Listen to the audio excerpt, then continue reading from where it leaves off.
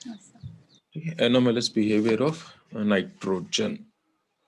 तो ना every first element of its a group ना shows different behaviour from its subsequent members. ये तो सबके साथ है, पूरे एस ब्लॉक और पी ब्लॉक के अंदर ऐसे ही होता है ना, कि वैसे तो हम बोलते हैं ना एक ग्रुप के अंदर जितने भी एलिमेंट्स होते हैं ना, the elements kept in a group have the same property, ऐसे ही होता है। लेकिन एस ब्लॉक और पी ब्लॉक के अंदर क्या होता है, जो फर्स्ट एलिमेंट है ग्रुप का, it shows different properties, some different properties from its rest of the members, है ना। तो अभी हमारा जो ग्रुप 15 है उसमें फर्स्ट एलिमेंट कौन है, नाइट्रोजन। तो ये other elements phosphorus, arsenic, antimony, bismuth, इन सब से इन selected properties it shows some different behavior, and this different behavior is termed as it's anomalous behavior। ठीक है, तो why this one shows and what are those different behaviors वो अपन देख रहे हैं ना। तो मैंने फिर एक बार फिर से बोल देता हूँ ये वाली बात, कि जो अपन यहाँ पढ़ेंगे ना एक्सप्लेनेशन सारे, या जो प्रॉपर्टीज अपन यहाँ डिस्कस कर रहे हैं ग्रुप 15 में, वो सेम प्रॉपर्टी ग्रुप 16 में आएगी, ग्रुप 17 में आएगी, है ना। एक्सप्लेनेशन सेम रहेंगे, रीजन सेम रहेंगे, है ना, सिर्फ एलिमेंट्स बदल जाएंगे। ठीक है, तो यहाँ पर ये ना ग्रुप 16 में ऑक्सीजन डिफरेंट बिहेवियर शो करेगा, है ना, रेस्ट फैमिली मेंबर से ऐसे। चलिए, तो why this one shows, why nitrogen shows different behaviour. तो वेरी फर्स्ट इसकी साइज बहुत ज्यादा स्मॉल होती है ना? तो ये तो कंफर्म है कि जो एलिमेंट टॉप पे लाई करेगा उसकी साइज स्मॉल होगी, इसमें तो कोई डाउट नहीं है। But there is much difference between the size between two, है ना। यहाँ तो साइज में इतना डिफरेंस नहीं होता है नीचे जाने पर, है ना, बट यहाँ बहुत ज्यादा डिफरेंस होता है। तो this very small size of nitrogen is also responsible for the anomalous behaviour. Second thing, इसकी इलेक्ट्रोनेगेटिविटी बहुत ज्यादा होती है, जैसे नाइट्रोजन की 3 होती है ना, और इसकी फिर अराउंड 2.8, 2.5, 2.4, ये मैं मन से बता रहा हूँ डेटा। तो देखो यहाँ नो डाउट कि डाउन द ग्रुप इलेक्ट्रोनेगेटिविटी कम होगी, पर देखो यहाँ वेरिएशन बहुत कम है, बहुत कम डिफरेंस आ रहा है। जबकि यहाँ पर एक बहुत ही सडन वेरिएशन आता है, बहुत ही शार्प वेरिएशन आता है, डिक्रीज होता है ना। साइज में भी ऐसे होता है, साइज का डिफरेंस यहाँ बहुत ज्यादा होगा, यहाँ पर इतना ज्यादा नहीं होता है। ठीक है, और आयोनाइजेशन एनर्जी भी वही साइज के अकॉर्डिंग फिर इसकी बहुत ज्यादा हो जाएगी, है ना। तो ये जो 3 प्रॉपर्टीज है कौन सी, due to small size, due to high electronegativity, and due to high ionisation energy, है ना, it shows different behavior, okay, from this rest of the members। तो वो कौन कौन सी प्रॉपर्टीज है जिसमें डिफरेंट बिहेवियर शो करता है। The very first and important one, कि nitrogen is devoid by D orbital, इसमें डी ऑर्बिटल एब्सेंट होते हैं, है ना, डी ऑर्बिटल्स आर एब्सेंट ना, नो डी या vacant D orbitals are available. कैसे, तो देखो अपन इसका कॉन्फ़िगरेशन चेक करते हैं। नाइट्रोजन एटॉमिक नंबर 7, है ना, तो ये हो जाएगा 1s2, 2s2, 2p3, है ना। अब सेकेंड शेल में तो डी नहीं आएगा, वी कांट राइट 2d, है ना, 2d मतलब सेम शेल के अंदर डी सब शेल एग्जिस्ट नहीं करता है इसके अंदर, है ना। तो इसके क्या, इसके क्या बोलेंगे इसको, बेनिफिट्स का अपोजिट क्या होता है, डिसएडवांटेज, है ना। इसके क्या डिसएडवांटेज है इसको, कि ये अपनी जो वैलेंसी को एक्सपेंड नहीं कर सकता। Nitrogen can not increase its valency after a certain limit, या आफ्टर 4 या बियॉन्ड 4, जबकि नीचे वाले सारे एलिमेंट्स अपनी वैलेंसी को एक्सपेंड कर सकते हैं, है ना। तो ये अपन पढ़ते हैं थोड़ा अच्छे से। और तो डी ऑर्बिटल एब्सेंट होने से क्या होता है, कि due to this nitrogen can not extend its a valency beyond 4। Valency का मतलब क्या होता है, कि number of bonds formed by an element, ठीक है, कितने बॉन्ड्स बना रहा है वो। ये बेसिकली अपन कोवैलेंसी की बात करते हैं ना, कोवैलेंट बॉन्ड के अंदर जो वैलेंसी आती है ना, दैट्स कोवैलेंसी, है ना। और आयनिक बॉन्ड में जो वहां पर वर्ड यूज करते हैं अपन, इलेक्ट्रोवैलेंसी, ठीक है। जैसे NaCl है, तो यहाँ पर अपन से कोई पूछे कि what's the valency of the sodium, तो वो the proper term is electrovalency, कि सोडियम की इलेक्ट्रोवैलेंसी 1 है, क्लोरीन की इलेक्ट्रोवैलेंसी 1 है। लेकिन जैसे हम बात करते हैं Cl2 मॉलिक्यूल, तो इट्स अ कोवेलेंट मॉलिक्यूल, है ना। तो इसमें यहाँ पर पूछेंगे क्लोरीन की वैलेंसी, तो यहाँ प्रॉपर टर्म आती कोवैलेंसी। अपन तो इन जनरल वैलेंसी कहते हैं, बाकी the more proper term is covalency. तो क्लोरीन की कोवैलेंसी कितनी है 1, क्योंकि इसने 1 बॉन्ड बना रखा है। ओके, तो ऐसे तो जो नाइट्रोजन है ना, वो मैक्सिमम कितने बॉन्ड, इन प्रैक्टिस तो ये 3 ही बॉन्ड बनाता है nitrogen, we know, but rarely it can form the form 4 bonds, है ना। Generally it forms 3 bonds, maximum it can form up to 4 bonds, but beyond 4 it can't go, it can't form। तो वो अपन जानते हैं कि ये बियॉन्ड 4 क्यों नहीं बना सकता, लेकिन बॉटम वाले एलिमेंट्स ऐसा क्यों कर सकते हैं ना। तो पहले तो अपन ये देखते हैं कि अंडर व्हाट कंडीशन या in what way the 3 bonds will be formed. पहले ये देखते हैं, फिर देखेंगे 4 बॉन्ड कैसे बनते हैं, और फिर ये देखेंगे कि 5 क्यों नहीं बना सकता ये, है ना। तो इसमें अपन एक एग्जांपल से समझते हैं इस वाली चीज को। देखो क्वेश्चन भी ऐसे फ्रेम होता है इसके ऊपर, है ना, कि we have such kind of compounds NCl3, NH3, NH4+, है ना। तो इन सब में देखो NCl3 में दिख रहा है थोड़ा सा कि नाइट्रोजन ने 3 बॉन्ड्स बना रखे हैं विद 3 क्लोरीन्स। अभी स्ट्रक्चर ड्रॉ करेंगे, लेकिन एक रफली पता चल रहा है हमें कि nitrogen is bonded with 3 chlorines, तो obviously 3 bonds will be there, 3 valency of nitrogen, है ना। इन NH3 also exhibits 3 वैलेंसी, है ना। NH4 में ये जरूर 4 बॉन्ड बना रहा है, तो this compounds are available, this compounds are formed, but NCl5 तो इसमें ये 5 बॉन्ड्स बना रहा है, तो 5 बॉन्ड इसके लिए पॉसिबल नहीं है, तो this compounds will not be available, this compound does not exist, ठीक है। And why this one does not exist, due to absence of D orbitals. तो अब अपन इसको एक्सप्लेन करते हैं। तो पहले यहाँ पर मैं एक्सप्लेन करता हूँ आपको कि NH3 का फॉर्मेशन कैसे होता है ना, in what way NH3 ammonia कैसे बनता है, देखते जरा। देखो नॉर्मल कोवेलेंट बॉन्ड कैसे बनता है, simply by sharing of electron, है ना। 2 एटम के बीच में बन रहा है नॉर्मल कोवेलेंट बॉन्ड, तो एक इलेक्ट्रॉन एक एटम देगा, दूसरा इलेक्ट्रॉन एक एटम देगा, है ना। तो we get the normal covalent, single covalent bond, है ना। तो जैसे अपन इसको थोड़ा सा एक्सप्लेन करता हूँ।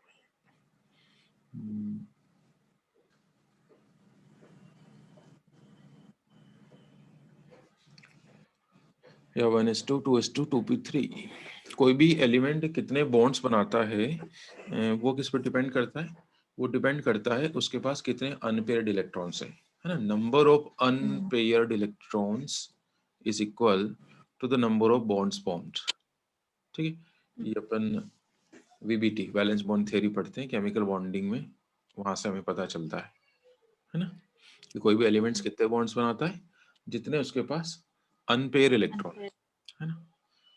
नॉर्मल कोवेलेंट बॉन्ड्स की बात कर रहे हैं, तो जितने अनपेयर होंगे उतने वो नॉर्मल कोवेलेंट बॉन्ड्स बना लेगा।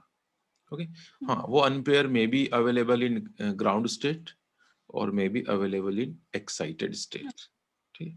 तो अभी अपन चेक करना चाहते हैं कि नाइट्रोजन के पास कितने अनपेयर होंगे, तो इसका वो कॉन्फ़िगरेशन लिख लिया हमने 1s2 2s2 2p3, और इसका ऑर्बिटल पिक्चर और इसका ऑर्बिटल डायग्राम ड्रॉ करते हैं।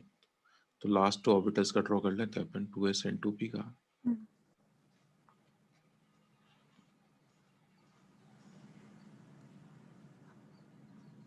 तो इसमें कितने अनपेयर इलेक्ट्रॉन्स होंगे बताओ। 3 है ना, ये 3 अपन 1 by 1 डिस्ट्रीब्यूट करते हैं रूल के अकॉर्डिंग, हंट्स रूल के अकॉर्डिंग। अच्छा, ये जो अपन लिखते हैं ना normal configuration, this is written in ground state, है ना। ग्राउंड का मतलब होता है लोअर एनर्जी स्टेट, है ना। तो this is ground state electronic configuration, okay। so in the ground state 3 electrons are available, so it deserves, it is eligible for the formation of 3 normal covalent bonds, है ना। मैं normal इसलिए word use कर रहा हूँ क्योंकि coordinate bond भी बनता है ना, वो भी शेयरिंग से बनता है, बट वहां पर थोड़ी इक्वल शेयरिंग नहीं होती, मतलब 2 इलेक्ट्रॉन 2 अलग अलग एटम से नहीं आते हैं, वहां पर 2 इलेक्ट्रॉन जो बॉन्ड में आएंगे ना, वो एक ही एटम से आते हैं ना। दैट्स कोऑर्डिनेट बॉन्ड, वो भी अपन देखेंगे। तो फिलहाल यहाँ पर नॉर्मल कोवलेंट बॉन्ड बनेगा, तो इसके पास तो 3 इलेक्ट्रॉन्स अवेलेबल है। अब जो दूसरा कोई एलिमेंट है वो अपने 3 इलेक्ट्रॉन्स लाके यहाँ शेयर कर सकता है ना।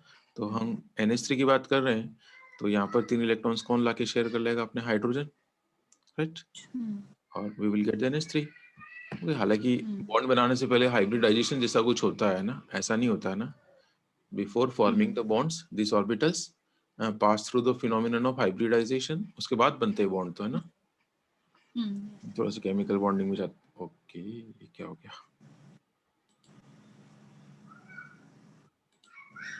चलो वापस आ गया कलर।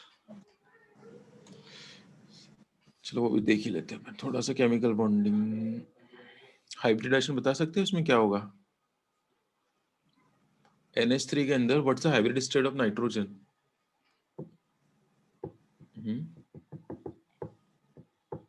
चलो अभी तो मैं बताता हूँ, फिर आप रिवाइज करके रख लेना। देखो इसमें 4 टॉपिक काम आएंगे इस चैप्टर के अंदर, है ना। 12th का जो पी ब्लॉक है इसमें 11th क्लास के 4 टॉपिक काम आते हैं। कौन कौन से? एक तो अपने ये वेस्पर थ्योरी काम आएगी पूरी की पूरी, है ना। वो मॉलिक्यूल्स की शेप्स ड्रॉ करने के लिए पढ़ते थे ना, ट्राइगोनल, टेट्राहेड्रल, वो वाली, है ना। इसके ऊपर क्वेश्चन भी डायरेक्ट आता है 12th क्लास में कि draw the shape of following molecules according to VSEPR theory ना। तो 12th में इसको पढ़ाते नहीं है, एनसीईआरटी में दे नहीं रखा है, बट क्वेश्चन आता है इसके ऊपर। और दूसरा एक आएगा हमारा ये फयान्स रूल, ये भी हमने पढ़ा था, 11th क्लास में पढ़ा है। इसके ऊपर क्वेश्चन आता है। और एक हाइब्रिडाइजेशन तो थोड़ा बहुत काम आएगा, ज्यादा तो नहीं आएगा लेकिन काम आएगा ना, हाइब्रिडाइजेशन।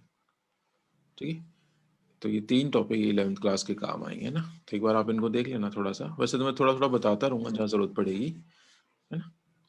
ओके, तो अभी तो मैं हाइब्रिडेशन बता देता हूँ आपको कि यहाँ पर NH3 के अंदर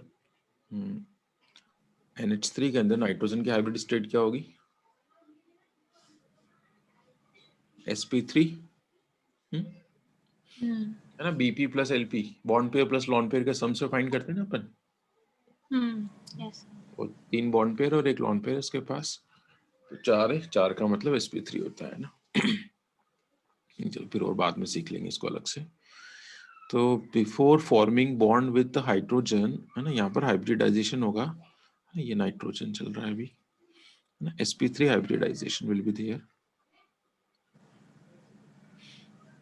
तो है ना, हाइब्रिडाइजेशन में ये वाला पेयर भी पार्टिसिपेट करेगा, राइट ना। ये तो रूल है कि in hybridisation fully filled, half filled और वैकेंट ऑर्बिटल कैन पार्टिसिपेट। तो यहाँ पर हाफ फिल्ड भी पार्टिसिपेट कर रहे हैं और फुली फिल्ड ऑर्बिटल भी पार्टिसिपेट करेगा। तो total we will get the 4 sp3 hybrid orbitals. One contain a pair of electron and the 3 contains unpair electrons. Okay, ये नाइट्रोजन है। अब H आएगी और यहाँ पर इलेक्ट्रॉन अपना शेयर करेगी। ओके,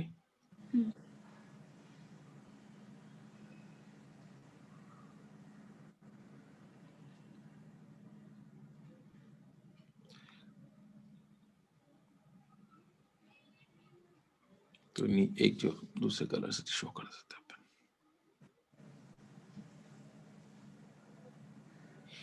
जब ये जो दूसरा इलेक्ट्रॉन आएगा वो किसका है? वो हाइड। ओके, तो पेन ही नहीं चल रहा। यहाँ पर ये जो दूसरा इलेक्ट्रॉन आ रहा है नीचे, जिसको मैं दिखा रहा हूँ, ये हाइड्रोजन का है। ओके, तो एक बात ही ध्यान रखना, नाइट्रोजन के अंदर जो लोन पेयर होता है ना, वो sp3 हाइब्रिड ऑर्बिटल में होता है। किसमें होता है? sp3 hybrid orbital. क्वेश्चन पूछे जाते हैं कॉम्पिटिटिव एग्जाम में।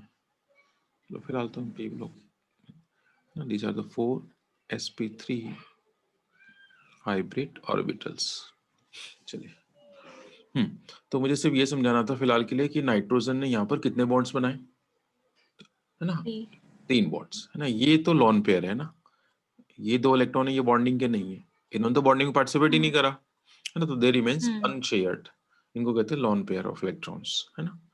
और इन 3 इलेक्ट्रॉन्स ने बॉन्ड करा, बॉन्डिंग में पार्टिसिपेट करा, है ना। तो यहाँ पर नाइट्रोजन की वैलेंसी क्या कहलाएगी? 3 कहलाएगी, है ना। वैलेंसी का मतलब number of bonds formed. So valency of nitrogen is 3. ठीक है, valency. So covalence is the proper term.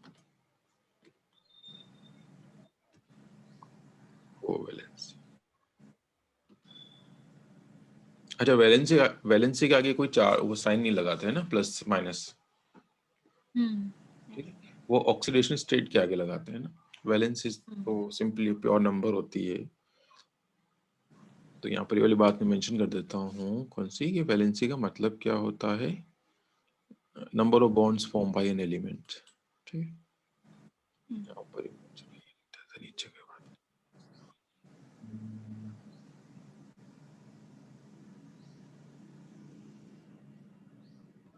यहाँ लिख देता हूँ मैं कि वैलेंसी का मतलब क्या होता है कि number of bonds formed by an element in its GS और ES, ग्राउंड स्टेट या फिर एक्साइटेड स्टेट, किसी में बना रहा है वो, है ना. The number of bonds form by an element in its GS और ES, या सिंपली चलो रहने देते हैं इसको, GS और ES. ठीक है, इज कॉल्ड वैलेंसी या कोवैलेंसी, है ना. इसको कहते हैं ना, सिंपल सा कहे तो कंबाइनिंग कैपेसिटी, है ना. कितने बॉन्ड्स बना रहा है कोई, है ना. Number of bonds form by an element in its ground state और एक्साइटेड स्टेट, है ना, विद अदर एलिमेंट. वो तो अंडरस्टूड है, बॉन्ड तो किसी और के साथ ही बनाएगा. ठीक है, और ये किस पर डिपेंड करती है, ये डिपेंड करती है उसके पास कितने अनपेयर्ड इलेक्ट्रॉन्स है. ओके, तो यहाँ तो अपन को समझ में आ गया कि नाइट्रोजन की 3 वैलेंसी है ना, क्योंकि इसने 3 बॉन्ड्स बना रखे हैं.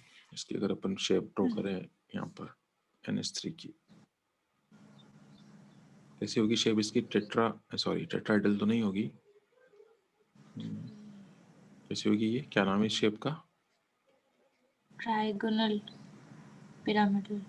दिस इज पिरामिडल, है ना, ट्राइगोनल पिरामिडल, है ना. एक तो लॉन पेयर है ये.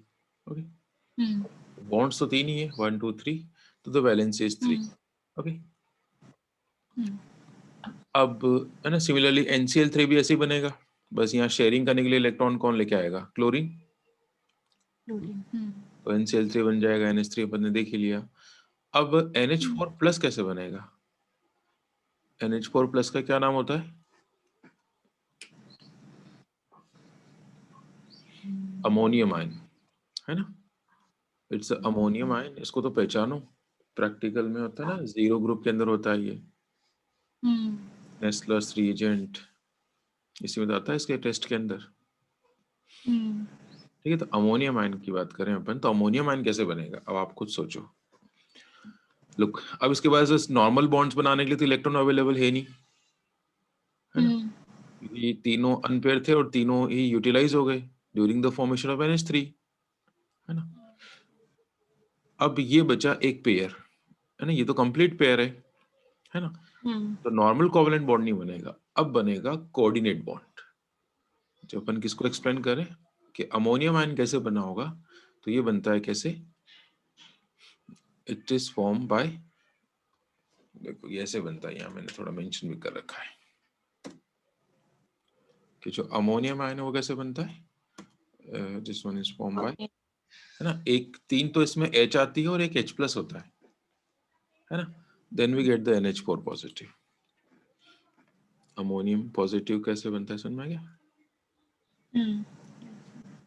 मतलब 3 तो H के साथ इलेक्ट्रॉन शेयर होते हैं और एक H प्लस के साथ इलेक्ट्रॉन शेयरिंग होती है ना. अब चेक भाई, तो नंबर ऑफ बॉन्ड्स की बात करेंगे तो वो 4 हो जाएंगे, हालांकि उसमें एक कोऑर्डिनेट बॉन्ड होगा, है ना. और हाइब्रिडाइजेशन तो इसमें भी sp3 रहेगा. हाइब्रिडाइजेशन तो इसमें भी sp3 होगा ना. लेकिन अब की बार वो जो लॉन पेयर था ना, वो किसमें पार्टिसिपेट करेगा, वो पार्टिसिपेट तो उसने पहले भी करा था, है ना. तो again there is sp3 hybridization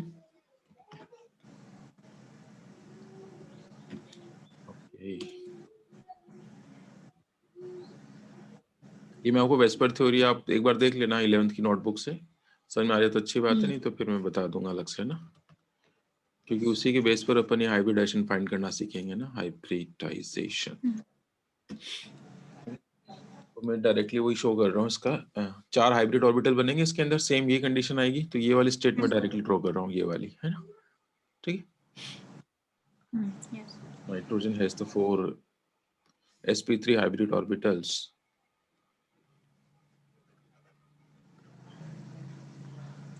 Out of these 4, one has the lone pair, yeah, one has a paired electron.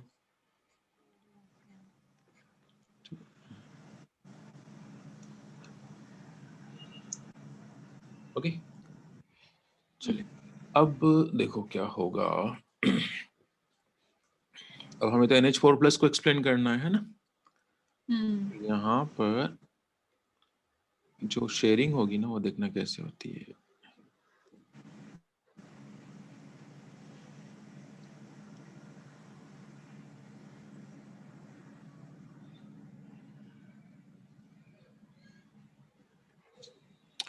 तो यहाँ पर ये नीचे एक इलेक्ट्रॉन तो कौन लेके आ जाएगा, हाइड्रोजन लेके आ जाएगी, चलो ठीक है ना, इन 3 के साथ है ना, इन 3 के साथ तो हाइड्रोजन इज यूटिलाइजिंग या overlapping with its 1 electron, but यहाँ पर हाइड्रोजन नहीं है, यहाँ पर कौन है, ये H+ है ना। H+ का मतलब क्या होता है, नो इलेक्ट्रॉन। H+ के पास तो कोई इलेक्ट्रॉन होता ही नहीं ना, H के पास एक इलेक्ट्रॉन है और वो भी इसने लूज कर दिया, तभी तो बनेगा H+। तो still it has no electron, but this one is utilized या is involved in the overlapping या bonding with this lone pair, है ना। तो ये एक स्पेशल टाइप का को शेयरिंग होती है, इसी को अपन कोऑर्डिनेट बॉन्ड कहते हैं। कोऑर्डिनेट बॉन्ड में यही तो होता है, बट नॉर्मल कोवैलेंट बॉन्ड में क्या होता है, सॉरी ये क्या लिखा मैंने, एक इलेक्ट्रॉन इसका एक इसका, तो बन गया normal covalent bond.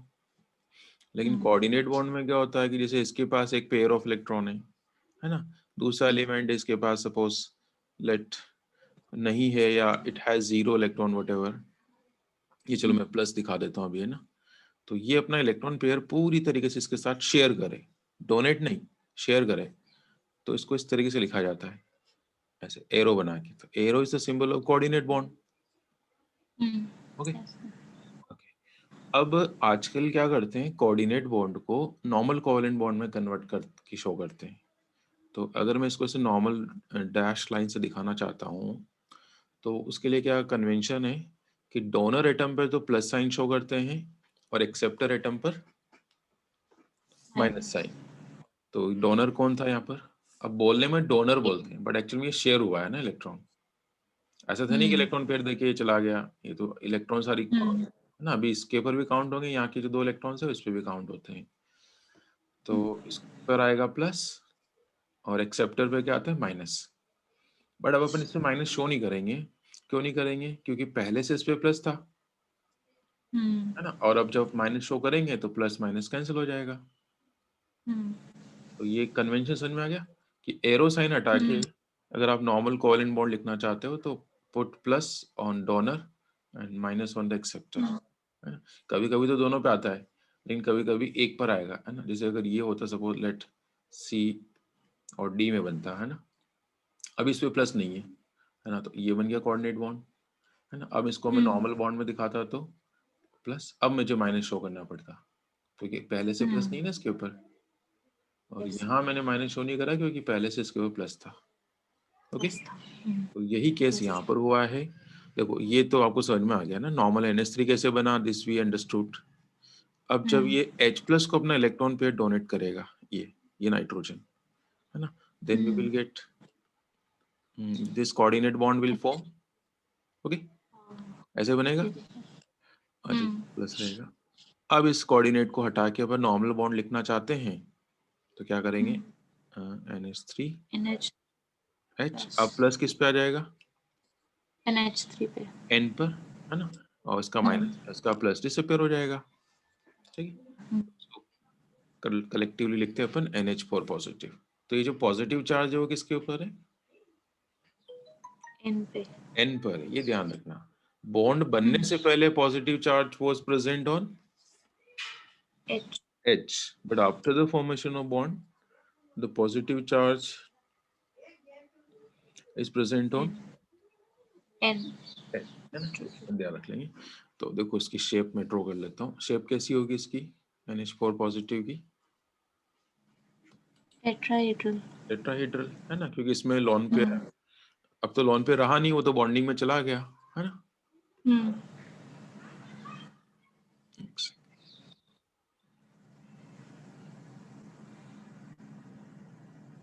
It's a tetrahedral. Bonding वाले इसमें वो स्टैंडर्ड होंगे ना 109 वाले।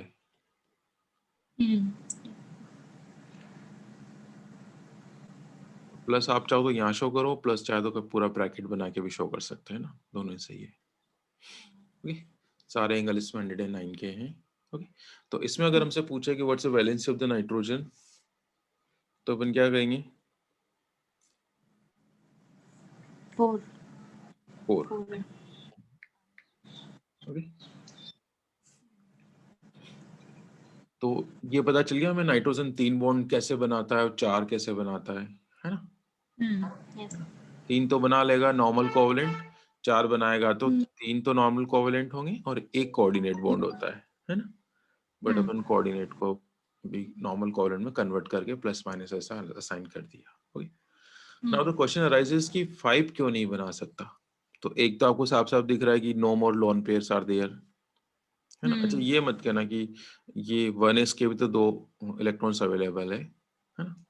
तो ये तो काफी ज्यादा न्यूक्लियस के पास है ना? तो these are attracted towards the nucleus, तो this are not available for the bonding, है ना?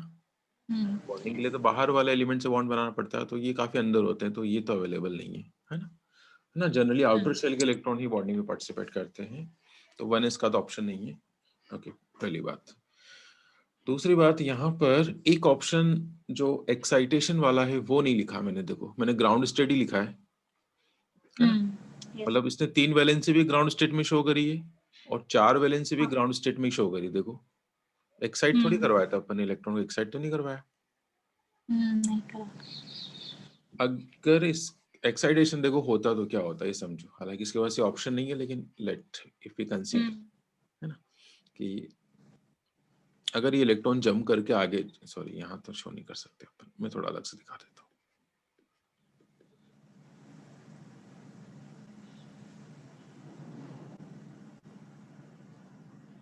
तो अभी तो इसके पास 3 अनपेयर इलेक्ट्रॉन्स है। ओके, अब इसके पास वैकेंट ऑर्बिटल होता, अभी अवेलेबल नहीं है, लेकिन let if the vacant orbital होता, तो sp के बाद कौन आ जाता है? d ऑर्बिटल आते हैं। तो इन दैट केस ये वाला इलेक्ट्रॉन जंप करके वहां पहुंच जाता। कितने अनपेयर हो जाते बताओ? 4 नहीं, नहीं 5 हो जाते 5 हो जाते ना। तो ये यहाँ का इलेक्ट्रॉन वहां चला गया, तो total unpaired electrons will B 5। ठीक है, तो 5 अनपेयर है, तो in that case 5 normal covalent bonds would be formed, बन जाते, है ना? बट अभी ऐसी कोई फैसिलिटी इसके पास नहीं है भाई, नो डी ऑर्बिटल तो नो एक्साइटेशन। ठीक है, समझ में आ गया कि nitrogen can not form NCl5, या it can not show 5 valency, it can not form 5 bonds due to absence of D orbital, क्योंकि 2s 2p और 2p के बाद 2d आना चाहिए, then 2d does not exist, है ना? इसलिए नाइट्रोजन अपनी वैलेंसी क्या नहीं कर सकता, बियॉन्ड 4 नहीं लेके जा सकता, या can not extend, can not expand it's valency. Okay, तो ये इसकी एक, क्या मानते हैं आप, ड्रॉबैक मान सकते हैं, लिमिटेशन मान सकते हैं, है ना? ओके, लेकिन जो नीचे वाले एलिमेंट्स हैं इसी फैमिली के, phosphorus, arsenic, those can expand their valency, क्योंकि उनके पास तो डी ऑर्बिटल की फैसिलिटी होती है ना? जैसे इसके जस्ट बॉटम पे कौन आता है? फॉस्फोरस। तो फॉस्फोरस कैन फॉर्म PCl3, यानी कि इसमें 3 वैलेंसी शो करेगा। It can also form the PCl4+, उसमें 4 valency. It can also form PCl5, इसमें 5 आ जाएगी वैलेंसी। PCl6 भी बनेगा, PCl6 नेगेटिव, इसमें 6 आ जाएगी वैलेंसी। तो इनमें डी ऑर्बिटल्स अवेलेबल होंगे, तो ये क्या होगा, इनका इलेक्ट्रॉन जंप करके आगे पहुंच जाएगा। ठीक है, तो मैं फिर 5 अगर दिखाऊं, है ना, PCl3 तो सेम ऐसे ही बनेगा नाइट्रोजन के जैसे PCl4। वो PCl5 कैसे बनता है मैं फटाफट से समझाता हूँ आपको। तो अगर अपन फॉस्फोरस का इलेक्ट्रॉनिक कॉन्फ़िगरेशन लिखते हैं तो क्या होगा, ये 1s2 2s2 2p, sorry 2p6 3s2। 3p3। और इसमें वैकेंट डी अवेलेबल है ना, D orbitals are available. Okay, तो अगर अपन इसका ऑर्बिटल पिक्चर ड्रॉ करते हैं लास्ट टू की,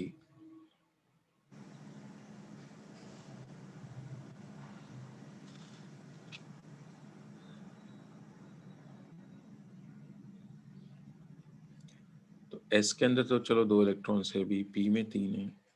ये तो उसका ग्राउंड स्टेट में ड्रॉ करा अपन, है ना।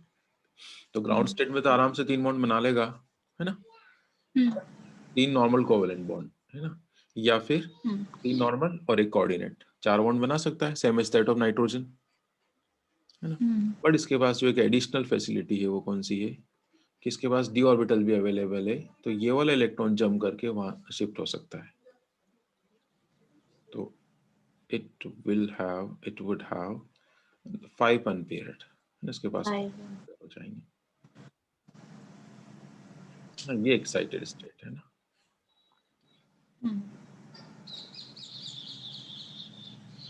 तो in this situation which molecule can be formed?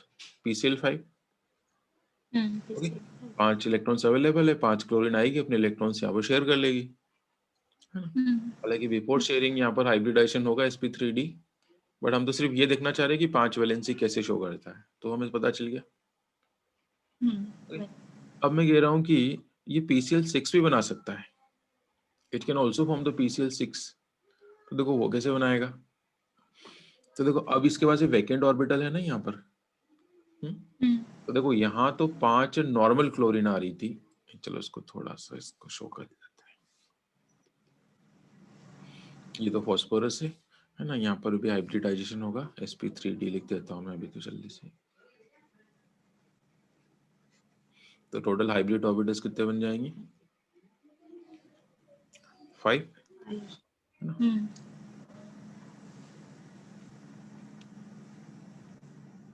1 2 3 1 2 3 4 5, है ना।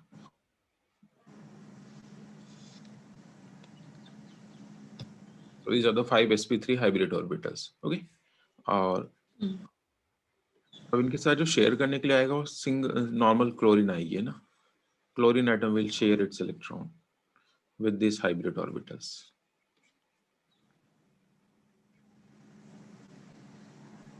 यहाँ पर क्लोरीन आएगी, अपना इलेक्ट्रॉन शेयर कर लेगी। तो मैं इसी कलर से शो कर रहा हूँ ना, कोई बात नहीं। चलिए, अब मैं ये समझाना चाह रहा हूँ कि PCl6 नेगेटिव कैसे बनेगा। ये तो PCl5 था जिसमें 5 वैलेंसी आ रही है, ओके। ठीक है, इसकी शेप अपन को पता है वैसे तो कैसी होती है, ट्रायगोनल बाइपिरामिडल होती है, राइट। ये वेस्पर थ्योरी से आता है। तो इसमें नॉर्मल 5 बॉन्ड्स इसने बना रखे हैं ना। अब मैं कह रहा हूँ कि ये 6 बॉन्ड्स भी बना सकता है, यानी PCl6 negative can also exist. अभी नेगेटिव का मतलब क्या है वो भी समझ लेंगे अपन। तो लुक, इसमें एक ये वैकेंट्स अभी और भी अवेलेबल है, अभी तो इन्होंने ही पार्टिसिपेट करा था बॉन्डिंग में। इसके अलावा ये वैकेंट ऑर्बिटल भी तो थे, 1 2 3 4 और अवेलेबल, यहाँ तो अपन ने शो नहीं करे, but the 4 vacant D R still available, है ना। तो अब की बार क्या होगा कि जो नॉर्मल Cl नहीं आएगा शेयरिंग करने के लिए, इसको आप ऐसे समझो कि PCl5 तो बना हुआ है और उसके पास एक Cl नेगेटिव कंबाइंड होगा, यानी कि शेयरिंग के जो दोनों के इलेक्ट्रॉन्स है दोनों के दोनों, वो कौन लेकर आएगा, वो Cl नेगेटिव लेकर आएगा, ठीक है। तो we will get the PCl6 negative, है ना। Both the electrons will be contributed by Cl minus, ठीक है। जैसे यहाँ पर दोनों इलेक्ट्रॉन्स किसने कंट्रीब्यूट करे थे, नाइट्रोजन ने कंट्रीब्यूट करे थे ना कोऑर्डिनेट बॉन्डिंग में। तो अब Cl नेगेटिव कंट्रीब्यूट करेगा, तो इन दैट केस इसमें इसकी वैलेंसी कितनी हो जाएगी, 6 हो जाएगी, ओके। इस माइनस से कोई फर्क नहीं पड़ता, बॉन्ड्स टोटल 6 बनेंगे ना। तो PCl6 के अंदर phosphorus will show 6 valency, here it will show 5 valency, okay। चलिए तो बस वैसे तो 1 ही मार्क का क्वेश्चन आएगा, ऐसा आएगा नहीं कि आप एक्सप्लेन करो कि कैसे 5 बॉन्ड्स बनते हैं, कैसे 6 बनते हैं, फिर भी चलो एक बार समझ लेते तो ध्यान रहेगा ना। तो ये पॉइंट आपको समझ में आ गया जो लिखा मैंने यहाँ पर कि both PCl3 PCl5 forms because 3d orbitals exist, है ना, या 3d orbitals are available। तो अब क्वेश्चन ऐसे फ्रेम होता है कि NCl5 does not exist but PCl5 exist। तो समझ गए अपन, यस सर। है ना। NCl5 होने के लिए क्या चाहिए, 5 valency, but nitrogen cannot show the 5 valency। PCl5 means phosphorus is forming 5 bonds, so which is available, which is possible for phosphorus। ठीक है, तो ये प्रॉपर्टी हो गई हमारी ये। अब मैंने आपको ये तो बता दिया था ना, वैलेंसी के आगे अपन कोई भी चार्ज मेंशन नहीं करते हैं ना, प्लस माइनस, है ना। Valency is simply number of bonds, लेकिन जो ऑक्सीडेशन नंबर होता है वहां पर चार्ज मेंशन करा जाता है ना। और वो कैसे फाइंड करते हैं अपन को पता ही है ना, it is a charge carried by an atom in its bonding state, है ना। उसके तो कुछ सर्टेन रूल्स है, उससे फाइंड करते हैं अपन, है ना। ऑक्सीडेशन नंबर कभी बॉन्ड्स देख के काउंट नहीं करा जाता, वो तो कुछ रूल्स की हेल्प से काउंट करते हैं अपन, है ना, कैलकुलेट करते हैं। ठीक है, तो एक बहुत ही अच्छा क्वेश्चन है, तो वेरी वेरी इंपॉर्टेंट क्वेश्चन, कि जो N2O5 होता है ना, नाइट्रोजन पेंटाऑक्साइड, पहले मैं इसकी स्ट्रक्चर ड्रॉ कर देता हूँ आपके लिए। N2O5 की स्ट्रक्चर बना रहा हूँ मैं यहाँ पर। तो this is N2O5 die nitrogen pentoxide.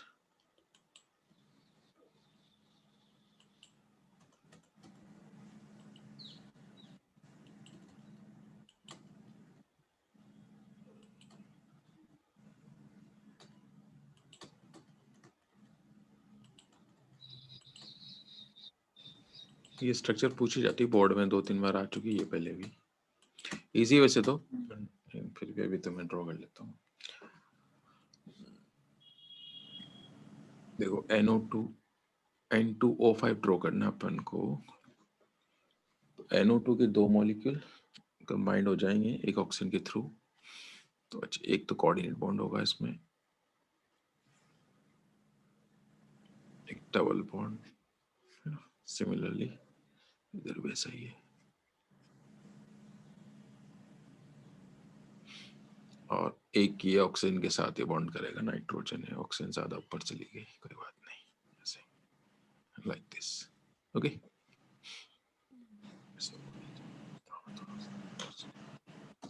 तो ये स्ट्रक्चर मैंने ड्रॉ करी, इसको देखकर आप मुझे बताओ, सबको यही शो कर देते हैं अपने कोरों को।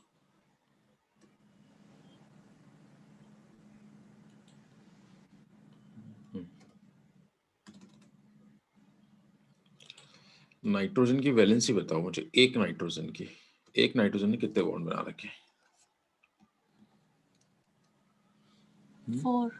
4 बॉन्ड्स ऑफ फॉर्म।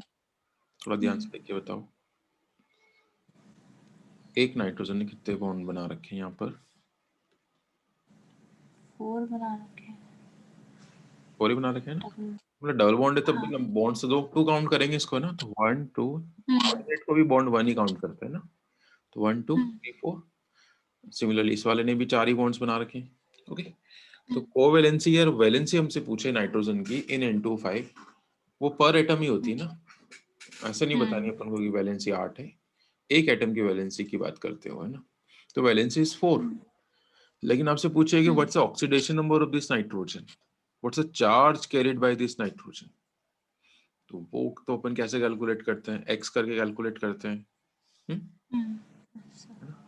N2O5 में अगर हमें n का चार्ज पता करना तो अपन ऐसे करते हैं ना, 2x - 10 = 0, तो x कितना आएगा, +5।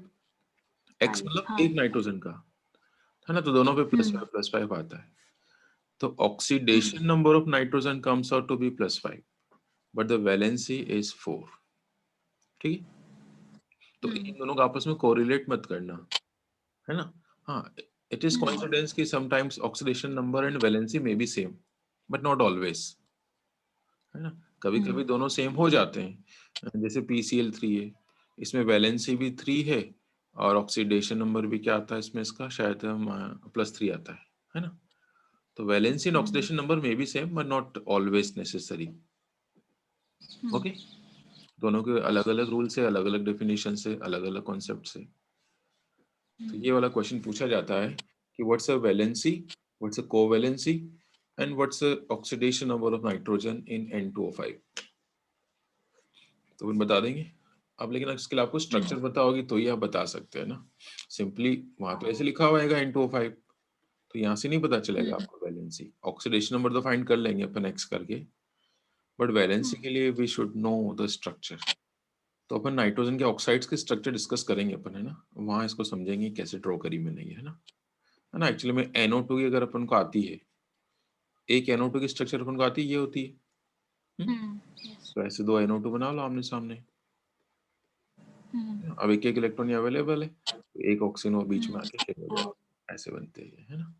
बाकी अपन इन सब के स्ट्रक्चर सीखेंगे, NO, NO2 और N2O4, N2O5, है ना, और N2O, है ना। ये सारे ऑक्साइड्स पढ़ेंगे पर नाइट्रोजन के आगे, है ना, तब वहाँ और समझ में आ जाएगा। ठीक है, चलिए।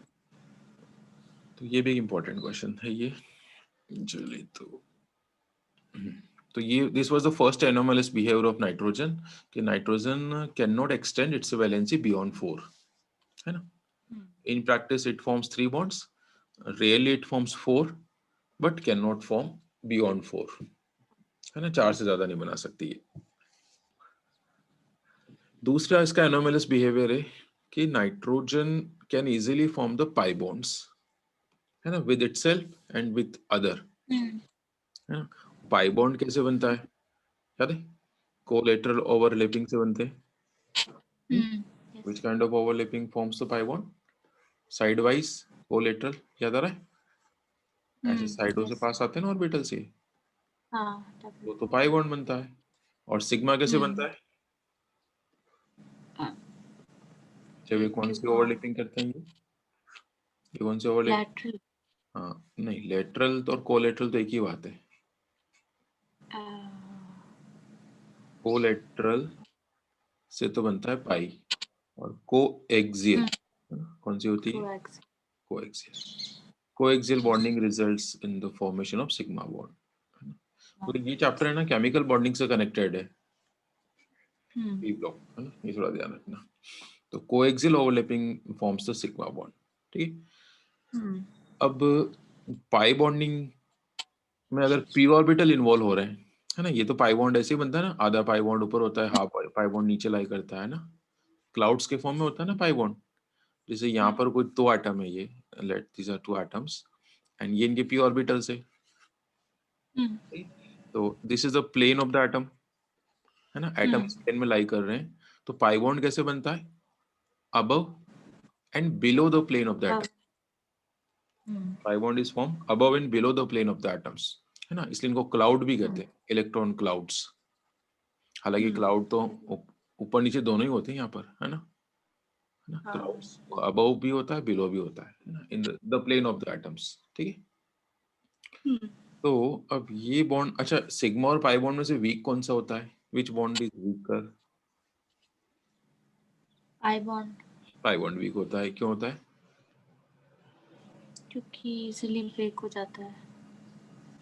क्योंकि इसमें जो ओवरलैपिंग का अमाउंट है वो कम होता है। सिग्मा बॉन्ड में तो क्या होता है कि ऑर्बिटल्स काफी बहुत ज्यादा ओवरलैप कर जाती है ना, पूरी की पूरी, है ना, ओवरलैपिंग का एक्सटेंड बहुत ज्यादा होता है, एक्सटेंड। लेकिन पाई में क्या होता है, इतना अच्छे से ओवरलैप नहीं हो पाते हैं, बहुत ज्यादा ओवरलैपिंग नहीं हो पाती है ना, amount of overlapping is less, ठीक है। चलो, अब सपोज इन ऑर्बिटल्स की साइज बड़ी हो गई, है ना, या इनके बीच का डिस्टेंस बढ़ गया। अच्छा, डिस्टेंस बढ़ेगा का वो भी समझ लो, एक तो दो छोटे एटम्स है ना, ये 2 छोटे एटम्स है, तो ये इनके पी ऑर्बिटल्स। और अगर एटम ही बड़े हो गए ये, है ना, तो इन ऑर्बिटल्स के बीच का डिस्टेंस क्या होता जाएगा, बढ़ता जाएगा, है ना। जैसे जैसे एटम्स की साइज बढ़ेगी तो उनके पी ऑर्बिटल्स के बीच का जो स्पेसिंग है वो क्या होती जाएगी, बढ़ती जाएगी। तो जो ओवरलैपिंग का अमाउंट है, ओवरलैपिंग का जो एक्सटेंट है वो क्या होता जाएगा, कम। कम होता जाएगा, है ना, यानी कि हम्म, पाई बॉन्ड वीक होता जाएगा या पाई बॉन्ड बनने के चांसेस कम होते जाएंगे। ठीक है, हम्म, यानी कि तो हम्म, ये साइज पे डिपेंड करता है ना। तो नाइट्रोजन के अंदर ये कैपेबिलिटी बहुत ज्यादा होती है पाई बॉन्डिंग की। क्यों? क्योंकि हम्म, नाइट्रोजन की साइज छोटी है, तो इसके पाई ऑर्बिटल हम्म, आसानी से ओवरलैप कर लेंगे।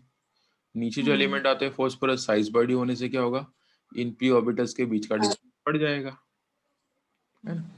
और नीचे जो आता है आर्सेनिक वगैरह वगैरह, वो तो बहुत ही कम बनाएंगे, ऑलमोस्ट नहीं बनाएंगे। ठीक है, ध्यान के बाद अच्छा, पाई बॉन्ड की और फर्दर नेमिंग कैसे होती है कि what kind of orbitals are forming it. अगर दोनों एलिमेंट्स के पी ऑर्बिटल यूटिलाइज हो रहे हैं तो उसको बोलते हैं पी पाई बॉन्ड।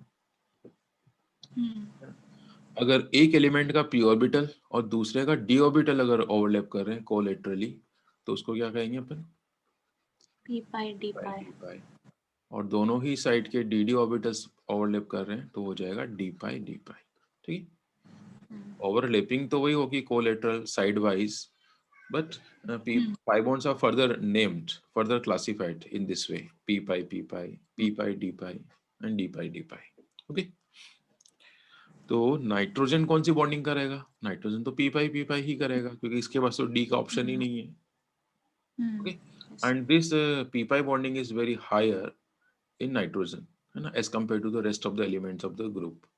ठीक है, हम्म, एक तो ये वाला क्वेश्चन आता है इसके अंदर कि नाइट्रोजन के अंदर पी पाई बॉन्डिंग की टेंडेंसी बहुत ज्यादा होती है। और ये पता है कितने पी पाई बॉन्ड्स बनाता है nitrogen? Nitrogen exist in the form of N2 molecule, ऐसे हम्म, एग्जिस्ट करती है। तो इसमें कितने पाई बॉन्ड्स होते हैं? How many pi bonds are there? One. एक ट्रिपल बॉन्ड में कितने सिग्मा बॉन्ड और कितने पाई बॉन्ड्स होते हैं? Pi bond. 2 पाई बॉन्ड है ना, 1 सिग्मा एंड 2 पाई, है ना। तो ये हम्म, दोनों पाई में है ना, इनके पी ऑर्बिटल ही यूटिलाइज हो रहे हैं, है ना। अपन कॉन्फ़िगरेशन से भी चेक कर लेना आप चाहो तो। ये जो पाई बॉन्ड बनता है ना, इसमें इस हम्म, नाइट्रोजन का भी पी ऑर्बिटल यूटिलाइज होता है, इसका भी पी यूटिलाइज होता है। तो नाइट्रोजन में कितने पी पाई बॉन्ड है? Two p pi. 2 p pi, मतलब it's a p pi bond, हाँ। P pi, and this is also p pi, है ना, बोलते हैं ऐसे ही इनको, है ना। ठीक है, हम्म, तो अब ज्यादा पी पाई बॉन्डिंग होने से एक्चुअली में ट्रिपल बॉन्ड बन गया, और ट्रिपल बॉन्ड में 2 पाई बॉन्ड होते हैं। तो इससे हम्म, इसको क्या बेनिफिट है? इससे इसको ये बेनिफिट है कि it is inert, nitrogen remains inert at room temperature. Room temperature पे ये कैसी होती है? नॉन रिएक्टिव होती है, आसानी से रिएक्ट नहीं करेगी। हम्म, किसी भी एलिमेंट में, मतलब मॉलिक्यूल के अंदर, है ना, बिटवीन टू एटम्स जितने ज्यादा बॉन्ड होते हैं ना, उसको ब्रेक करना उतना डिफिकल्ट होगा। हम्म, तो अपन क्या कहेंगे, वो रिएक्टिव है या वो इनर्ट है? इनर्ट है। इनर्ट है ना भाई। एक तो किसी के हाँ। अंदर सपोज सिंगल बॉन्ड ही एग्जिस्ट कर रहा हो, किसी में डबल बॉन्ड हम्म, एग्जिस्ट कर रहा है, और किसी में ट्रिपल बॉन्ड एग्जिस्ट कर रहा है। तो ऑब्वियस सी बात है, सिंगल को ब्रेक करने के लिए हमें एनर्जी कम देनी पड़ेगी। यहाँ 2 बॉन्ड से, है हम्म, ना, मानते हैं कि चलो एक पाई है, लेकिन फिर भी थोड़ी तो एक्स्ट्रा देनी पड़ेगी ना, है ना। हम्म, सिंगल तो इसमें भी है, सिग्मा तो इसमें भी है, लेकिन 2 और एक्स्ट्रा बॉन्ड आ हम्म, गए पाई, चाहे वीक है लेकिन एक्स्ट्रा तो है ही है। ठीक है, तो एक हम्म, तो बात ध्यान ये रखना आगे से कि नंबर ऑफ बॉन्ड्स बढ़ेंगे तो मॉलिक्यूल की इनर्टनेस या रिएक्टिविटी क्या होती जाती हम्म, है? कम होती जाती है ना। But inertness. हाँ सॉरी, इनर्टनेस बढ़ती जाएगी, रिएक्टिविटी कम होती जाएगी। ठीक है, मतलब उसको ब्रेक हम्म, करने के लिए हायर एनर्जी रिक्वायर्ड होगी, है ना। आप तो ऐसे याद कर लो, हम्म, इनर्ट भी नहीं कहना चाहो तो ऐसे कह दो कि नंबर ऑफ बॉन्ड्स ज्यादा होंगे तो उसको ब्रेक करने के लिए greater amount of energy will be required. Okay, hmm, तो ये वाला क्वेश्चन भी आता है कि नाइट्रोजन के अंदर 3 बॉन्ड्स होते हैं, तो it requires a very high amount of energy, है ना। बॉन्ड ब्रेक करने के लिए जो एनर्जी रिक्वायर्ड होती है उसको क्या नाम देते हैं? Bond dissociation energy. एंथैल्पी या एनर्जी, है ना, एक ही बात है। तो ना, ये डेटा तो आपको याद नहीं करना, 945 के अराउंड होती है, but it's a very high, quite high value. Okay, और हम्म, इसके और भी कुछ बेनिफिट्स है अपन को नाइट्रोजन के इनर्ट होने के। एटमॉस्फेयर में हमारे सबसे ज्यादा यही होती है नाइट्रोजन, यस सर। 78-79% होती है। हम्म, तो इसका क्या बेनिफिट है कि ये खुद तो रिएक्ट नहीं करेगी, है ना, इनर्ट है ना। नाइट्रोजन कहाँ करती है रिएक्ट? है ना, खुद नहीं करती है, हम्म। और दूसरों को भी रिएक्ट नहीं करने देती है आसानी से, ना खुद तो रिएक्ट करेगी ना दूसरे को अलाउ करेगी रिएक्शन करने के लिए, है ना। तो उसके क्या क्या एडवांटेज है देखो। एक एडवांटेज तो अपन को यही है। अच्छा, ऑक्सीजन कितनी है हमारे एटमॉस्फेयर में? 20% के अराउंड है। हम्म? तो ये बात आपको पता है ना, oxygen supports the combustion. Oxygen तो जलाती है ना, मतलब कंबशन के लिए, ये तो ऑक्सीजन की प्रेजेंस में चीजें जलती है ना। तो और nitrogen does not allow the combustion burning, खुद भी बर्न नहीं होती ना किसी को अलाउ करती बर्न करने के लिए नाइट्रोजन, ठीक है। तो ये जो एटमॉस्फेयर में रेशो है हमारा, तो इससे अपन को बहुत अच्छा फायदा है। अगर ऑक्सीजन ज्यादा होती ना तो पता है क्या होता, बहुत जल्दी से कहीं पर भी आग लग जाती, है ना। अभी अपन जैसे मैच स्टिक से भी कोई चीज जला रहे हैं तो इतना इजीली थोड़ी जल जाती कोई चीज, है ना, थोड़ी मेहनत करनी पड़ती है। और अगर सपोज ऑक्सीजन ही बहुत ज्यादा होती, 70%, 78% ऑक्सीजन होती, तो वेरी रैपिडली अपन, है ना, आग लग जाती है ना, क्योंकि very high percentage of oxygen will support the fire. तो नाइट्रोजन ज्यादा होने से क्या होगा, आसानी से वो आग नहीं लगती या आग ज्यादा फैलती नहीं है। जैसे कहीं एक जगह आग लग गई तो इतना रेडीली नहीं कि दूसरे प्लेस पे फैल जाएगी, क्योंकि बीच में कौन है, N2 इज आल्सो देयर। तो N2 पूरी कोशिश करती है कि आग नहीं लगे, है ना। फिर भी सर्टेन केसेस में लगी जाती है, वो अलग फैक्टर्स है ना, उसमें अपन N2 का नाम नहीं ले सकते। N2 तो पूरी कोशिश करती है। ओके।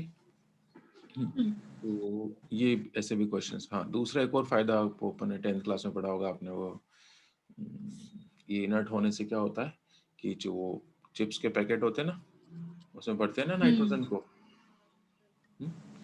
पैकेट्स के अंदर पढ़ते हैं ना, ऑयली कम ऑयल को ऑयली फूड, रेंसिड होने सी से फूड। बचाने के लिए, है ना। हाँ। ऑयल का जब ऑक्सीडेशन हो जाता है तो फाउल स्पेलिंग हो जाता है, पंजेंट स्पेलिंग हो जाता है ना। तो ऑयल का हाँ। ऑक्सीडेशन रोकने के लिए उसमें N2 भर देंगे, है ना। तो ऑयल का ऑक्सीडेशन क्या हो जाता है, थोड़ा स्लो हो जाता है।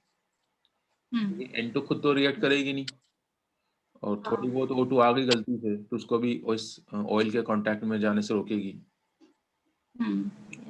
ये से कुछ बेनिफिट्स। चलिए, तो ये देख लेते, देखो मैंने इसमें और क्या लिखा हुआ है कि the bond form by collateral overlapping is known as P pi bond. फिर क्या लिखा है ये कि tendency of forming P pi bond decreases down the group, ठीक है, नीचे जाने पर कम होगी। और क्यों कम हो जाती है, क्योंकि एटॉमिक साइज बढ़ेगी तो क्या होगा, जो कोलेटरल ओवरलैपिंग है साइड वाइज, है ना, कोलेटरल और साइड वाइज एक ही बात है, ठीक है। साइड वाइज ओवरलैपिंग के चांसेस क्या होते जाएंगे, कम होते जाएंगे, ठीक है? फिर एक और पॉइंट, इन सारे पॉइंट्स पे क्वेश्चन है, मतलब ये एक लाइन है इसके ऊपर एक क्वेश्चन है, दूसरा ये लाइन है इसके ऊपर एक क्वेश्चन है, अभी मैं दिखा दूंगा आपको क्वेश्चंस। फिर नेक्स्ट लाइन क्या है कि बहुत ज्यादा पाई बॉन्ड बनने से, due to extensive P pi bonding, nitrogen exist as a diatomic molecule having triple bond, है ना, having one sigma and two pi bonds, and has very high bond dissociation energy, and that is why it is inert at room temperature। तो ये भी question है NCERT का ये वैसे तो, कि why is nitrogen inert at room temperature। तो अपन क्या कहेंगे, तो अपन ये कहते हैं ना कि it will not react readily, तो ये कोई आंसर थोड़ी होगा। वो हमसे ये प्रूव करवाना चाह रहे कि ये आसानी से रिएक्शन क्यों नहीं करती। तो अपन क्या कहेंगे, due to presence of more number of bonds, ज्यादा बॉन्ड्स है इसके अंदर, और ज्यादा बॉन्ड्स क्यों बन गए, क्योंकि it has the capability of forming pi bonds, तो पाई बॉन्ड ज्यादा होते हैं इस वजह से। सिग्मा ज्यादा नहीं होते कभी भी ना, दो एटम के बीच में तो सिग्मा मैक्सिमम कितने होंगे, 1 ही होता है। बाकी जो बिटवीन टू की बात कर रहा हूँ मैं ना, है ना, तो बिटवीन टू तो 1 सिग्मा ही होगा। हाँ, ये जरूर आप लिख सकते हैं कि इनर्ट क्यों होती है, क्योंकि उसको बॉन्ड्स को ब्रेक करने के लिए large amount of energy is required. Okay. फिर एक और क्वेश्चन बन जाता है इसी के अंदर कि चलो टॉप वाले एलिमेंट तो पी पाई बना लेते हैं, बॉटम वाले पी पाई नहीं बना सकते, है ना, है ना। Although the lower elements can not form the p pi bonds, but the bottom या lower elements can form the d pi p pi, क्योंकि उनके अंदर डी ऑर्बिटल तो अवेलेबल है ना, और डी पाई भी बना सकते हैं। जैसे कि एग्जांपल दे रखा है मैंने, ये R3P डबल बॉन्ड हो, है ना, इसमें फॉस्फोरस का d ऑर्बिटल होगा और ऑक्सीजन का कौन सा ऑर्बिटल है, p। P. तो ये जो यहाँ पर पाई बॉन्ड बना हुआ है ना, वो d पाई वर्सेस p हम्म, पाई से बना है, ठीक है। और d पाई ये अपन पढ़ेंगे कोऑर्डिनेशन केमिस्ट्री के अंदर पढ़ेंगे ना ये। तो यहाँ जो फॉस्फोरस है ये, इसका भी d ऑर्बिटल है, और जो आयरन है उसका भी d ऑर्बिटल कोलेटरल ओवरलैपिंग करेंगे, ठीक है। मतलब एक एग्जांपल कोई आपको भी पूछ ले कि डी पाई का एक एग्जांपल बताओ, पी पाई का एक एग्जांपल बताओ, तो बता दोगे? Yes. ये बात हमारी इसकी फिनिश हो गई। एक और प्रॉपर्टी होती है इसकी, कौन सी, कैटिनेशन, है ना, ये भी पढ़ा होगा शायद आपने, नाम पहले सुना होगा, है ना। किसकी यूनिक प्रॉपर्टी होती है ये? Catenation is the unique property of an element which have produced a enormous number of compounds. Carbon, carbon का तो यूनिक बिहेवियर होता है ये कैटिनेशन और टेट्रावैलेंसी, है ना। Yes. इसी वजह से देख अलग से ब्रांच बन गई ऑर्गेनिक केमिस्ट्री, कार्बन केमिस्ट्री। तो हालांकि नाइट्रोजन में तो ये प्रॉपर्टी बहुत ही कम है ना। कैटिनेशन का मतलब होता है सेल्फ लिंकिंग, खुद के साथ बॉन्ड बनाने की जो टेंडेंसी होती है ना, सेल्फ लिंकिंग, उसे क्या कहते हैं, कैटिनेशन, ठीक है, CATE। तो अब लेकिन ये बात ध्यान रखना, कैटिनेशन के अंदर we consider only single bond. Catenation में between two atom single bond ही कंसीडर करा जाता है ना। उसी के अकॉर्डिंग ये डिसाइड होता है ना, कि जैसे ये एटम एक है ना, ये कितने सारे बॉन्ड्स बना रहे हैं आपस में, दिस इज कॉल्ड कैटिनेशन। हाँ, इट में फॉर्म द स्ट्रेट चेन और ब्रांच, बट सिंगल बॉन्ड पे डिपेंड करेगा, इसमें डबल बॉन्ड को काउंट नहीं करेंगे, ठीक है। तो अगर अपन इन जनरल बात करें कि दो छोटे एटम्स के बीच का बॉन्ड स्ट्रांग होगा या तो बड़े एटम के बीच का बॉन्ड स्ट्रांग होगा, तो क्या लगता है आपको, कौन सा बॉन्ड ज्यादा छोटे स्ट्रांग होगा? बिटवीन टू स्मॉलर एटम्स, है ना, क्योंकि इनके न्यूक्लियस का होल्ड आसानी से होगा इलेक्ट्रॉन्स के ऊपर, है ना, nucleus can easily attract this bonding electrons. तो bond between two smaller atom is stronger bond, okay. तो अगर इन दो के बीच में स्ट्रॉन्ग बॉन्ड है ना, तो ये थर्ड के साथ भी बना सकते हैं, थोड़ा वीक होगा लेकिन ठीक है, बन जाएगा, है ना। फिर ये फोर्थ के साथ भी बना सकता है ऐसे। तो कहने का मतलब क्या है कि अगर दो एटम के बीच का बॉन्ड स्ट्रॉन्ग है तो it has tendency to form bond with third one, with fourth one, है ना। तो this results in the formation of a chain, है ना, and this is the property of catenation, okay, ध्यान देंगे बात। तो ये है, Yes. तो हो गया बात इन जनरल। इन जनरल ऐसा होता है कि एटम की साइज अगर छोटी है तो वो क्या ज्यादा शो करेगा, वो Catenation. कैटिनेशन ज्यादा शो करता है ना। जैसे कार्बन फैमिली की अगर अपन बात करें, कार्बन, सिलिकॉन, जर्मेनियम, तो carbon shows more catenation as compare to silicon, and so on. तो यहाँ तो हम बात कर रहे हैं किसकी, नाइट्रोजन फैमिली की बात कर रहे हैं अपन। तो nitrogen should show more catenation as compare to phosphorus and arsenic, so on, क्योंकि इसकी साइज स्मॉलर है। बट देयर इज एक्सेप्शन, यहाँ पर अगर हम इन दोनों में कंपेयर करें तो जो कैटिनेशन है वो फास्फोरस ज्यादा शो करता है एज कंपेयर टू नाइट्रोजन। और जहां जहां से एक्सेप्शन आते हैं वहीं से क्वेश्चन तैयार हो जाते हैं। कहने का मतलब ये है कि जो एन एन सिंगल बॉन्ड होता है ना, ये वीकर होता है as compare to PP single bond, क्योंकि कैटिनेशन तो सिंगल बॉन्ड ही कंसिडर करेंगे अपन, ठीक है। तो अगर ये सिंगल बॉन्ड्स बनाएंगे नाइट्रोजन, तो बाकी इलेक्ट्रॉन्स तो एज लॉन पेयर रहेंगे, ठीक है। तो लॉन पेयर तो इसमें भी रहेंगे, नो डाउट। तो एक बात बताओ मुझे, अगर ये लॉन पेयर नहीं होते तब तो दिस बॉन्ड वुड बी, अगर लॉन पेयर नहीं होते तब तो ये सिंगल बॉन्ड स्ट्रॉन्गर बॉन्ड था, होता है ना, due to small size of nitrogen. But lone pair आने से क्या हो गया, इनमें आपस में भी तो रिपल्शन लगेगा, लॉन पेयर रिपल्शन। तो ये रिपल्शन क्या करेगा, इस बॉन्ड को वीक कर देगा, ओके। और यहाँ पर भी है लॉन पेयर तो, बट यहाँ पर साइज बड़ी है फास्फोरस की, तो साइज बड़ी होने से इन लॉन पेयर्स का जो बीच का डिस्टेंस है वो क्या हो जाएगा, कम हो जाएगा, तो ये बॉन्ड थोड़ा स्ट्रॉन्ग हो जाएगा, ओके। तो ये बॉन्ड स्लाइटली स्ट्रॉन्गर है। तो इससे क्या होगा कि phosphorus can also form bond with one more phosphorus, it can form with one more phosphorus. यानी जो कैटिनेशन है वो किस में ज्यादा दिखेगा अपन को, phosphorus phosphorus. As compare to nitrogen. ठीक है, तो ये भी एक्सेप्शन है, क्वेश्चन यहाँ से भी बनता है। तो एक बार देख लेते हैं इसमें क्या लिखा हुआ है मैंने, कि the tendency of an element to form bonds with its own atom. इसमें ये ध्यान रखना, कैटिनेशन में खुद के साथ ही बॉन्डिंग देखी जाती है ना, दूसरे के साथ नहीं, so as to form long chains. ठीक है, तो जनरली कैटिनेशन डिक्रीज हो जाता है ऑन इंक्रीजिंग एटॉमिक साइज। ठीक है, due to decrease of elemental bond strength, है ना, साइज बढ़ेगी तो एलिमेंट एलिमेंट के बीच की बॉन्ड की स्ट्रेंथ वीक होगी, है ना, तो आगे बॉन्डिंग नहीं कर पाएगा। लेकिन यहाँ पर एक्सेप्शन आ गया कि exceptionally catenation in nitrogen is less, है ना, although size is smaller, still the catenation is less than phosphorus. तो इसको अदर वर्ड्स में क्या कह सकते हैं अपन, कि जो NN सिंगल बॉन्ड होता है is weaker than PP single bond. Okay, and reason क्या है, due to small size of nitrogen, है ना, लॉन पे रिपल्शन इज मोर, है ना, विच वीकन्स द बॉन्ड, है ना, जो बॉन्ड को वीक कर देगा। ओके, तो ये भी एक अच्छा क्वेश्चन है ना। ये सारे क्वेश्चंस ही चल रहे हैं एक तरीके से ना, हर प्रॉपर्टी के अंदर 2-3 क्वेश्चंस प्रिपेयर होंगे हमारे, किसी ऑर्डर में उसे क्वेश्चंस लिख रखे हैं मैंने। तो ये हो गया हमारा टॉपिक कंप्लीट। अब देखो सेम प्रॉपर्टी कहाँ आएगी, अपन ग्रुप 16 में पढ़ेंगे ना, तो वहां पर कैटिनेशन अपन किस में कंपेयर करेंगे, ऑक्सीजन और सल्फर में। वहां पर वही सेम कि सल्फर में ज्यादा होगा, ऑक्सीजन में कम होगा, है ना, लाइक दिस।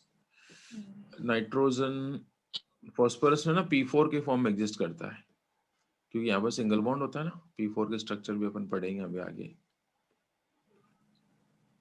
है ना, P और P के बीच में तो सिंगल बॉन्ड ही है ना, तो phosphorus can form P4 but nitrogen can not form N4।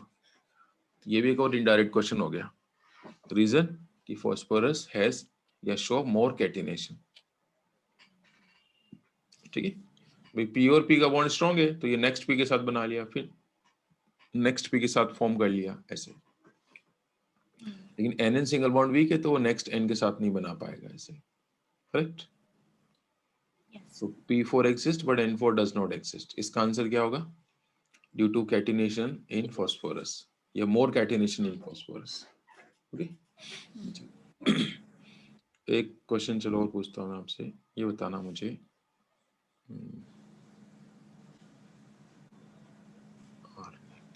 CH3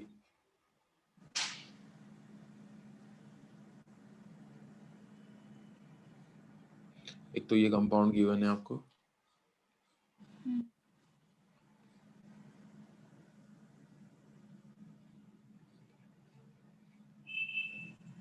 और एक ये कंपाउंड गिवन है ना, तो इसमें से मुझे बताओ कि कौन सा कंपाउंड ज्यादा स्टेबल होगा, फॉस्फोरस वाला या नाइट्रोजन वाला, which compound will be more stable.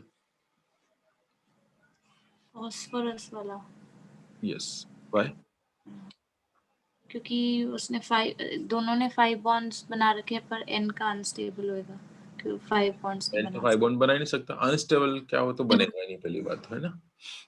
हाँ, तो आपने सोच लिया आंसर, है ना। जनरली क्या करते हैं अपन, पी पाई बॉन्डिंग की प्रॉपर्टी अगर याद आ गई तो पता है अपन क्या सोचेंगे, अच्छा यहाँ तो पाई बॉन्ड बन रहा है, और पाई बॉन्ड तो कौन अच्छे से बना सकता है, N N अच्छे से बना सकता नाइट्रोजन। है।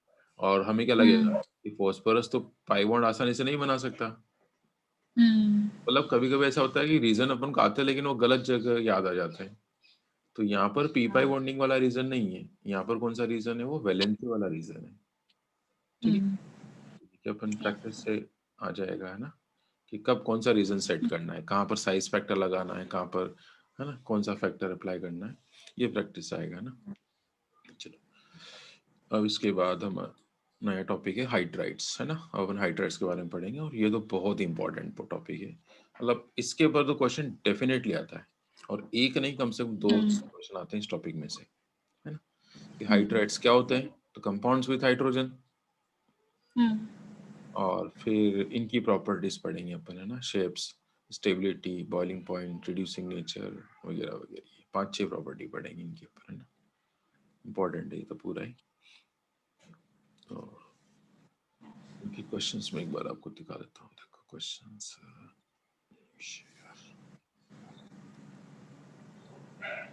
देखो क्वेश्चंस इस ऑर्डर में मैंने इस शीट में आपको सेंड कर दूंगा आज क्वेश्चंस के, है ना। तो देखो जिस ऑर्डर में अपन ने पढ़ा ना उसी ऑर्डर में क्वेश्चन सही है ना। याद है कल ये पहला क्वेश्चन करा था अपन ने, ये वाला, है ना। फिर ये वाला भी करा था अपन ने, फिर ये इनर्ट पे इफेक्ट कर लिया, ये अपन ने ये भी कर लिया था कल। नहीं ये कल कर लिया था अपन ने। इसमें वो है +5 ऑक्सीडेशन नंबर का लॉजिक है ना। और ये भी आज पढ़ा अपन ने ना, है ना।